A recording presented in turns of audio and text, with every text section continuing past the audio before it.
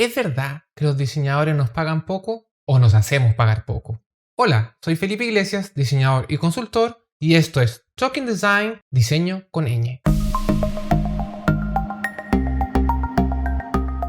Como ya había adelantado en videos anteriores, desde ahora en adelante los temas que correspondan a un territorio en particular serán en su idioma correspondiente. Como en este episodio hablaremos de América Latina, el idioma es español. Hoy hablaremos ¿por qué el diseño es mal pagado en Latinoamérica? Existen un montón de motivos de por qué se produce esta situación que es real y muy difundida en todo el continente. Dentro de los externos está que el mercado es bastante inmaduro y no está preparado aún a integrar los conocimientos y los procesos del diseño dentro de sus procesos industriales. Y la segunda es que existe una generalizada poca valoración de las labores creativas en general. Pero en este episodio me quiero focalizar principalmente en las cosas que hacen que como diseñadores, cosas que nosotros mismos hacemos que nos impiden tener mejores salarios. Y para que no suene a sermón, les cuento un poco de mi historia. Cuando decidí estudiar diseño, mis papás casi se les cayó el pelo porque ellos estaban seguros que yo hubiera estudiado arte. Y la primera cosa que me dijeron fue, atención, que en diseño pagan poco. Ahora, como hijo de empresario que se hizo de la nada, para mí el tema de la pobreza era delicado. En mi familia siempre se ha dicho que hay que hacer todo para estar siempre a flote. Por lo mismo, cuando entré a estudiar tenía claro que independientemente de cómo me fuera, yo tenía que ser rentable. Irónicamente, cuando entré a estudiar, mi papá casi se fue a la quiebra y por lo mismo me vi obligado a no ser una carga. Empecé a trabajar con los centros de estudiantes, con distintas iniciativas de voluntariado y de ahí poco a poco empecé a ganar dinero que me permitió pagarme fotocopias, comer, comprar materiales que me servían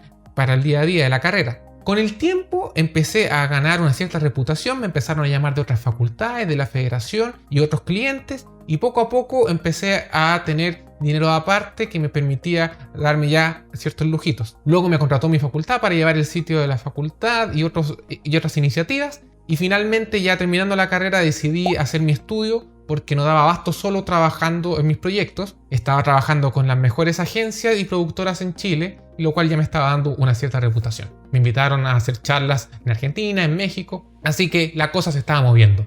Luego decidí irme a estudiar a Italia, donde hice un máster en diseño de servicios y finalmente me quedé trabajando acá bajo los mismos principios de siempre. Ahora, mi historia no es la historia que hay que reconocer, una historia bastante común entre muchos profesionales de distintas carreras y se repite con diferentes variables, obviamente. Mi punto es que uno como diseñador se debe considerar desde el primer momento como un profesional que va a vivir de lo que estudió.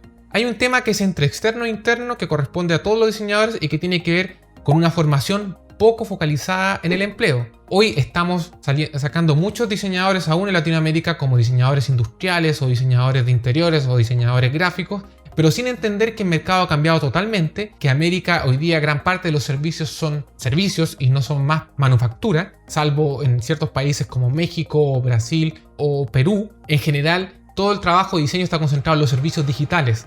Por lo tanto, deberíamos estar sacando diseñadores de interacción, diseñadores de interfaces, animadores, etc. Si se hicieran carreras con un perfil más flexible y más cortas, donde los estudiantes pudieran formarse de manera de aprender a adaptarse a los nuevos cambios, probablemente serían mucho más flexibles para el mercado tan competitivo y exigente que existe hoy. El tema de la mínima educación financiera. Hay muchos diseñadores que tienen excesivos problemas para gestionar el dinero, con dos problemáticas graves. Una, no saber cobrar y la segunda, no saber administrar. ¿Cómo se debe cobrar? La base es que independientemente del país, tú tienes que definir un precio base, sea por producto o por tu hora de trabajo, y luego multiplicarlo por 3. Porque si bien una parte de ese proceso es la producción, tienes que considerar la administración y el marketing y difusión. Tú constantemente vas a tener que hacer tarjetas de presentación, sitio web y todo eso tiene un precio. De esta manera, teniendo una estructura de precios clara, no vas a estar cobrando siempre el mínimo indispensable o menos del mínimo. Atención, los descuentos se pueden hacer siempre, pero deben ser considerando un volumen de trabajo. De otra manera no tiene sentido. Y ahora, ¿cómo se administra? Mi medida draconiana, y que me ha funcionado siempre, debo decir, es que el 50% de tus ingresos son para tu vida diaria, arriendo, comida, lo que quieras, y el resto va a ahorro. De esta manera que si tienes periodos de vacas flacas, tienes de dónde sacar y tienes de dónde recurrir. Y si no tienes los periodos de vacas flacas, mucho mejor, porque tienes un dinero extra que puedes invertir, sean depósitos a plazo o puedes comprar una propiedad. Pero por favor, no compres cosas que no te permitan producir dinero. Una cámara fotográfica o un teléfono son cosas que efectivamente te pueden producir dinero. Pero comprar un coche nuevo no te ayuda. Si necesitas un coche, cómprate uno de segunda mano. Nosotros deberíamos considerar siempre que un diseñador es una empresa, porque debe tener 4 elementos articulados para que la cosa funcione. Primero, tiene que generar un flujo de caja que sea sustentable, de entradas y salidas que se puedan mantener. Una imagen y una marca que sea reconocible y perdurable en el tiempo. Luego, mejorar, optimizar e innovar en el tiempo. Un diseñador que trabaja más rápido va a ganar más dinero por su tiempo utilizado. Y finalmente, clientes. Si no tienes clientes, difícilmente va a funcionar nada, porque de ahí vienen los ingresos. Es importante considerar que nosotros somos un profesional como cualquier otro y por lo tanto tenemos que tener una viabilidad económica. No es una excepción de otras carreras. Y esto nos lleva a las redes y la colaboración. Hay mucho diseñador que tiene el vicio de ser envidioso, poco colaborativo y poco participador. Si nosotros no participamos y no nos colaboramos entre nosotros, nadie nos va a ayudar. Piensen en los médicos, ingenieros y arquitectos. Tienen sus colegios que los protegen y mantienen ciertos estándares. Si tienes un colega que lo hace bien, promuévelo, ayúdalo y colaboren. Tengo un montón de colaboradores con los que siempre trabajo y siempre me ayudan a dar un mejor servicio.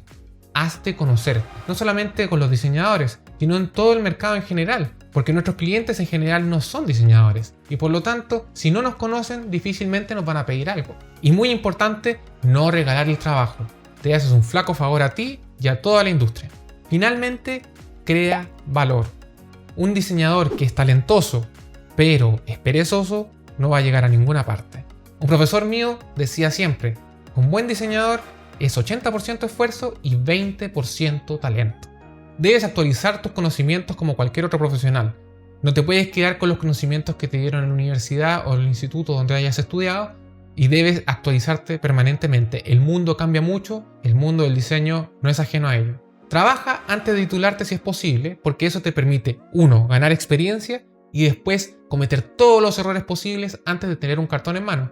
Y por último, sé profesional. Es importante entender que nosotros somos actores dentro de un mercado, que no somos una cosa particular. Sí, trabajamos en un área muy específica, pero eso no significa que somos especiales. Por lo mismo, tú tienes que generar un tono, una manera de ser visto que sea reconocida y respetada. Si tú no te respetas a ti mismo, nadie te va a respetar. Y eso es todo por hoy. Muchas gracias por su tiempo. Dejen sus comentarios, son súper valiosos porque me permiten no solamente tener un feedback, sino saber también lo que ustedes esperan de este canal. Denle like y suscríbanse para que este canal pueda crecer. Muchas gracias y hasta pronto.